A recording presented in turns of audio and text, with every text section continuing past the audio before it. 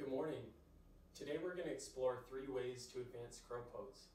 We're going to look at the mechanics of the posture, and then we're going to focus in on the major engagements that are happening inside of the body. I'm going to offer one calisthenic exercise that's going to help build strength in those areas. It's going to help you progress to the next progression. So let's begin in crow pose. Crow pose, our arms are going to be about shoulder width, but it's helpful if we make them just a little bit wider than shoulder width. We're going to place our hands down, and then instead of having the fingers pointing straight forward, we're going to slightly externally rotate our arms so that our index fingers are pointing towards the upper corner of the mat. Then we're going to put more weight into our hand, tiptoe our feet forward, take a slight bend into your elbows so that you can place your knees onto your triceps. There's many different places that you could place your knees. For me, I found that the best spot is just above the elbow. That's for me, but find whatever works inside of your body. So you plug your knees wherever is comfortable, and then move your focus to right below your belly button. Squeeze right there. Imagine that you can compress and lift your hips upwards. So this is the basic position. It doesn't matter if your feet are lifting or not lifting. We're building a whole ton of strength here. If you need help bringing your feet up just a little bit, it's helpful to stand on a block. So we'll take our block, place our hands down, put our toes onto the block, plug our knees into our triceps, and then lean forward. You'll notice that you'll be able to get the hips a little bit higher. You'll have a greater chance at lifting your feet upwards. Another trick, if it's hard to get your feet up, is going to be by moving the block in front of us. We'll go to the original start position, place your hands down, and then we're just going to tip forward, tip, tip, tip, tip, until your head drops, and then we can lift our feet. That way you can feel what it feels like to lift the toes off the ground. Let's focus in on the 4 major engagements that are happening during our crow pose.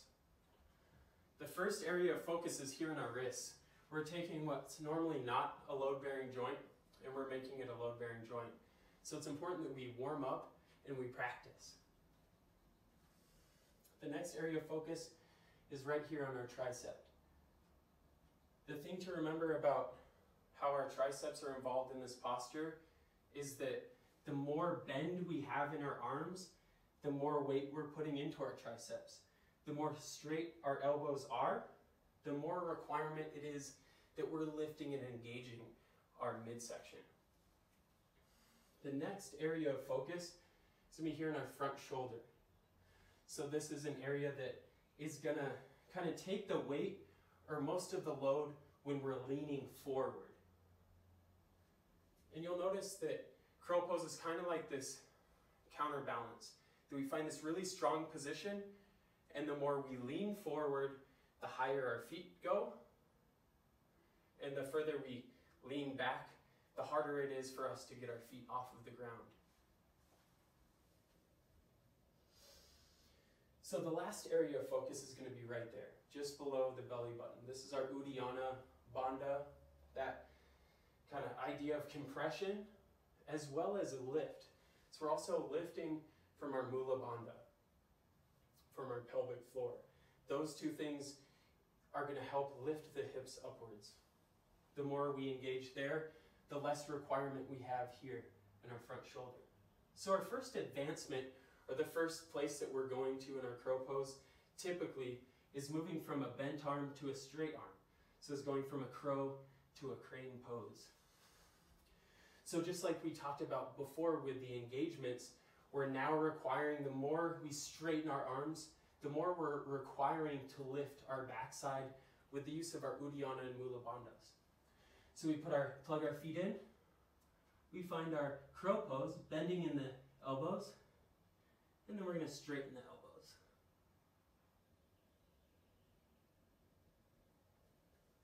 That's our first most common progression.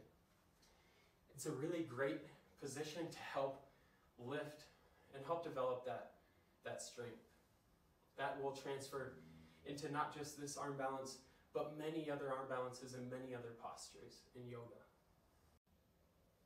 Another common next step in our crow progression is going to be moving from crow to one-legged crow. The important part about this progression in particular is we're moving the focus from elsewhere to right here in our front shoulders. So to go into one-legged crow, the demand of the front shoulders are more because we're required to lean further forward. So, for example, we find our crow pose, plug our knees into our elbows like we did before, and then we're going to lean forward and kind of to the side.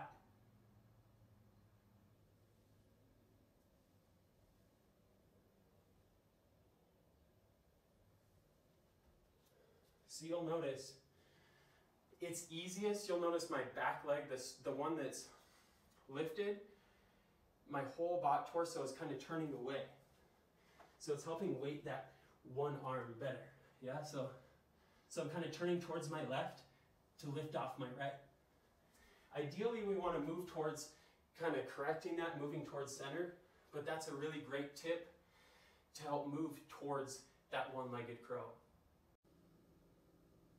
The last crow progression we're going to talk about this morning is going to be crow to handstand.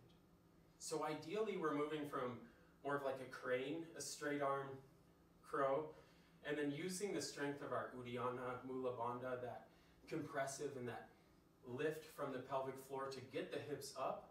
But a little trick using that concept that we were talking about before, in that it's kind of like a teeter-totter. The more we lean forward, the higher our hips will go. So for me, I use this little kind of like trick or this kind of like quick lean forward, and that helps elevate my hips, and then I press all the way out. So it should look something like this.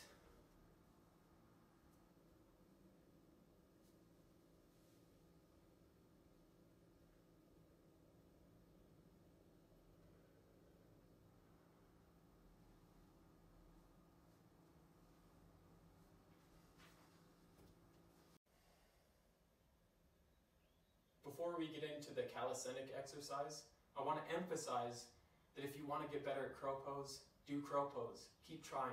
If you can't get into it, find this first position and squeeze. Squeeze as hard as you can. Stay right here. But if you want kind of an additional exercise, it's been really helpful for me. It's pike push-ups. Pike push-ups working towards face-to-the-wall handstand push-ups. So this is the calisthenic exercise that to me most closely resembles the movement pattern of a crow pose or a lot of the arm balances that require kind of bent arm strength. So this can help develop that strength. The first variation is going to be a simple modified push-up. But the important thing about this modified push-up is that we're finding that position where our shoulder blades are moving away from the spine, and we're endeavoring to move forward with this. So as we come down, we're moving forward, forward, forward, and we're letting our elbows come towards our ribs and pushing it out. This is going to put more and more weight onto the front shoulder and triceps, two of those major places we were talking about earlier. The next step up from that modified plank push-up is going to be our pike push-ups. So we're going to place our hands down, start from a downward facing dog, tiptoe the feet in about a foot. Come high into the toes, and then find a little push-up. Again, bringing the head forward in front of the hands. We don't have to go all the way down. Partial reps are okay. Go down as far as you can till you're about to stop, and then find that concentric action, that pushing all the way through.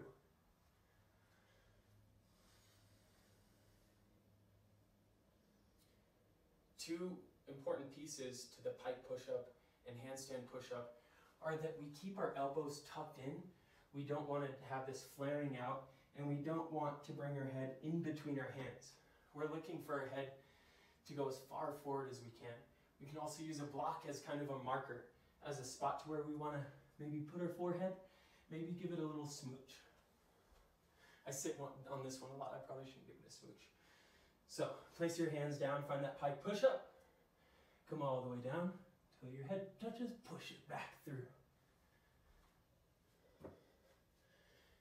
The last step to this progressive exercise is going to be a face to the wall handstand push-up.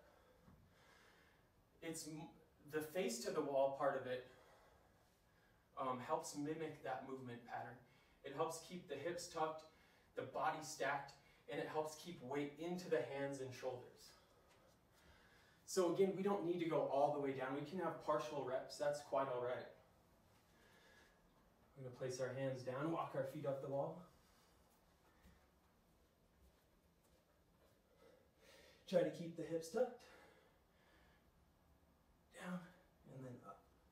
Melt the chest towards the wall. Down, and up. You can also do just an eccentric, which is the way down as slow as we can on the last one. Heads to end. Thank you for joining me on this crow journey. Remember to love and take care of yourself. We'll see you very soon.